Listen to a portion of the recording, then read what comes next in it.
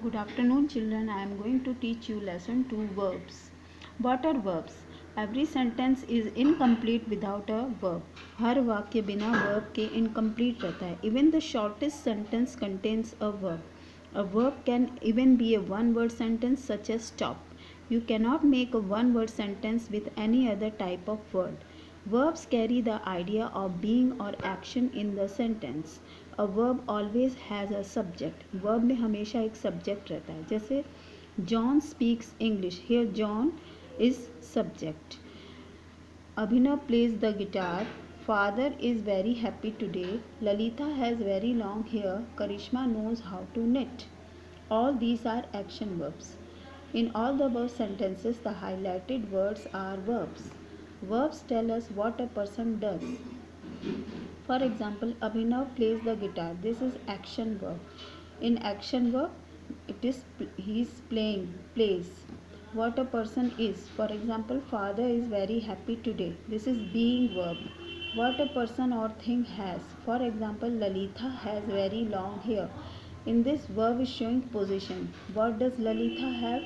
Lalita has very long hair. The verb is the most important part of a sentence. We cannot have a sentence without a verb.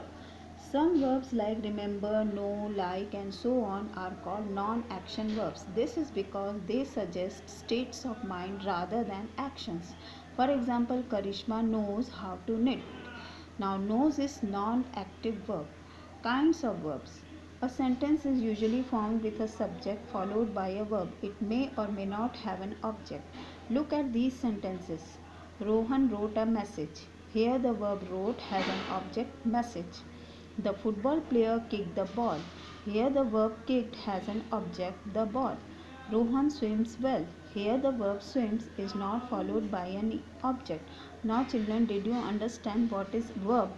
Verb tell us, once again I am repeating, verbs tell us what a person does, what state of being a person. Now children, kinds of verb. Transitive verbs and intransitive verbs.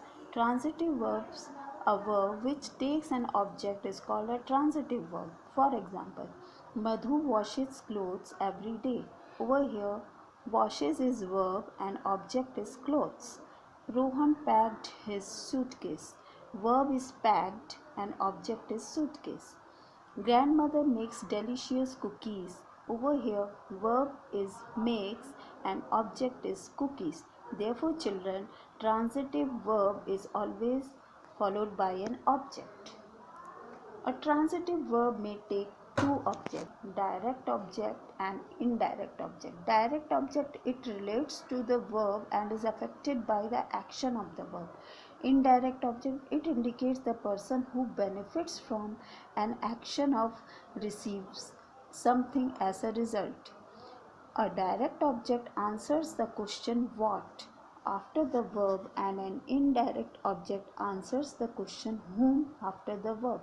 For example, Ramesh asked me a question. Here, Ramesh is the subject.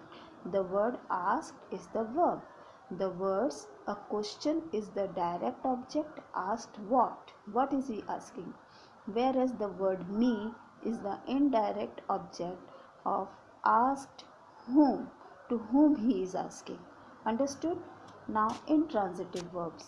In certain sentences, the action begins and ends with the subject. A verb with no subject is an intransitive verb. For example, Sheila sings well. Over here, there is no object.